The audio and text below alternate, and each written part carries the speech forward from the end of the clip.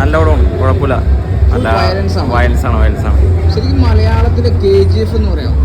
KGF അങ്ങനെയും പറയാം, പക്ഷേ നല്ല അഭിപ്രായമാണ് സിനിമക്ക്. എന്തായാലും ഈ ഒരു ക്രിസ്മസിന് 2025 വർഷം അടിച്ച് കത്തി കയറുന്ന ഒരു ചിത്രമായിട്ട് ഇപ്പൊ കയറിക്കൊണ്ടിരിക്കണേണ്. ഇപ്പൊ അത്യാവശ്യം നല്ല കളക്ഷനൊക്കെ അടിച്ചിരിക്കണ ഒരു പടമാണ്. ശരിക്കും ഉണ്ണിമൂന്നന്റെ ആക്ടിങ് എങ്ങനെയുണ്ട്? ഇഷ്ടപ്പെട്ടു? കുഴപ്പമില്ല, ഇഷ്ടപ്പെട്ടു. കൊള്ളാം. എങ്ങനെയുണ്ട് മാർക്കോ സിനിമ? എങ്ങനെയുണ്ട്? അടിപൊളിയാണ്. ഫുൾ എന്റർടൈൻമെന്റ് ആണോ അല്ലെങ്കിൽ വയലൻസ്? Full violence. ഉണ്ണിമൂന്നന്റെ അഭിനയം എങ്ങനെയുണ്ട്? എനിക്ക് ഇഷ്ടപ്പെട്ടു. ഡിഫറെന്റ് ആയിരുന്നു. തീർച്ചയായിട്ടും ഫാമിലിക്ക് കാണാൻ പറ്റിയൊരു ചിത്രം. ഫാമിലി പറ്റില്ല, പേടിപ്പെടുത്തുന്ന രംഗങ്ങളുണ്ടെന്ന് പറഞ്ഞാൽ ശരിയാണ്. ഏറെക്കുറെ. എങ്ങനെയുണ്ട് മാർക്കോ ചിത്രം? എങ്ങനെയുണ്ട്? ഉണ്ണിമുന്തൻ്റെ ഒരു വേറിട്ട ഒരു സ്റ്റൈൽ ഓഫ് മേക്കിംഗ് ആണ്. ഡയറക്ഷൻ സൂപ്പറാണ്.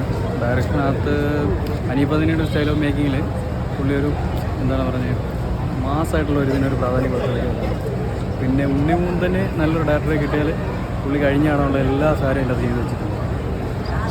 ശരിക്കും ഒരു വലിയൊരു പാൻ ഇന്ത്യൻ നടനിലേക്ക് പോയോ ഉണ്ണിമുന്തൻ? പാൻ ഇന്ത്യൻ ടൈപ്പ് ഒരു മൂവിയാണെന്ന് പറയാം.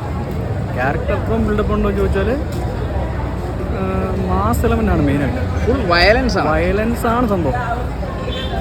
മലയാളത്തിലെ KGF എന്ന് പറയാമോ? മലയാളത്തിലെ KGF ഒന്നും ആവശ്യപ്പെടാൻ പറ്റില്ല. മലയാളത്തിലെ KGF എന്ന് പറയുന്നില്ല.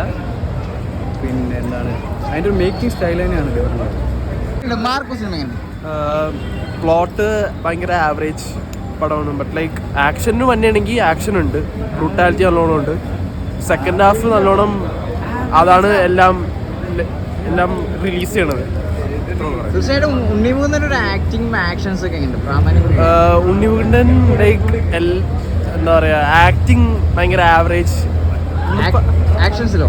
ആക്ഷൻ പുള്ളിക്കാരൻ നന്നായിട്ടുണ്ട്. അതെല്ലാം കൊറിയോഗ്രാഫി എല്ലാം നല്ലതാണ്.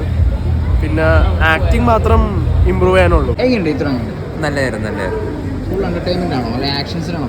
വയലൻസ് ആണ് കൂടുതലും. നല്ലതായിരുന്നു. ഫുൾ വയലൻസ് ആണ്. ഉണ്ണിമുകുന്ദൻ്റെ ആക്ടിങ് എങ്ങനെയുണ്ട്? ഉണ്ണിമുകുന്ദൻ്റെ ആക്ടിങ് നല്ലതായിരുന്നു.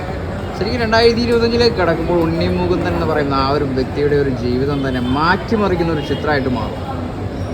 അതിപ്പോൾ എല്ലാവരും പറഞ്ഞു, ഞാൻ മാത്രം പറഞ്ഞാൽ പറ്റുമോ? കുഴപ്പമില്ല, എനിക്കിഷ്ടപ്പെട്ടു. എന്തായാലും തിയേറ്റർ മൊത്തം തീയാണ് അല്ലേ? ഫുൾ വയലൻസ് ആണ്. തീയല്ല, ചോരയായിരുന്നു. ചോര കളമാണ്. അതെ. പടം എങ്ങനെയുണ്ട്?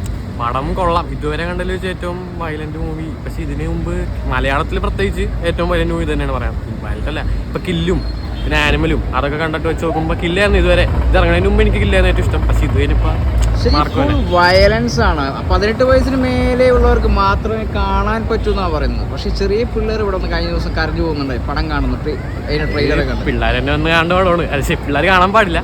അത് അവർ തന്നെ പറഞ്ഞതല്ല, പ്രൊഡക്ഷൻ ടീം തന്നെ പറയുന്നത്. അത് അവരെ കുറ്റം കൊണ്ട് കാര്യമില്ല. ഈ അടുത്ത ദിവസങ്ങളിൽ തിയേറ്ററിനകത്ത് ഛർദ്ദിക്കുകയും അതോടൊപ്പം തലറങ്ങിയുടെയൊക്കെ ഒരു രംഗങ്ങളൊക്കെ ഉണ്ടായിരുന്നു. കാരണം ഈ ഒരു ചിത്രം ശരിക്കും പറഞ്ഞാൽ ഒരു പൂർണ്ണമായും ധൈര്യമുള്ളവർക്ക് മാത്രം കാണാൻ പറ്റിയൊരു ചിത്രമാണ്.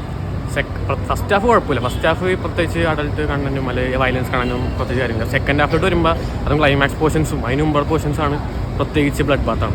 KGF എന്ന് പറയുന്ന ആ ഒരു ചിത്രത്തിലെ യാഷ് കഴിഞ്ഞ ദിവസം ഈ ഒരു ചിത്രം നേരിട്ട് കണ്ടിട്ട് മലയാളത്തിലെ KGF എന്ന് പറയുന്നുണ്ടായിരുന്നു. അതിനെക്കുറിച്ച് എന്താ പറയുന്നത്? മലയാളത്തിലെ KGF അത് ശരിയാണ്.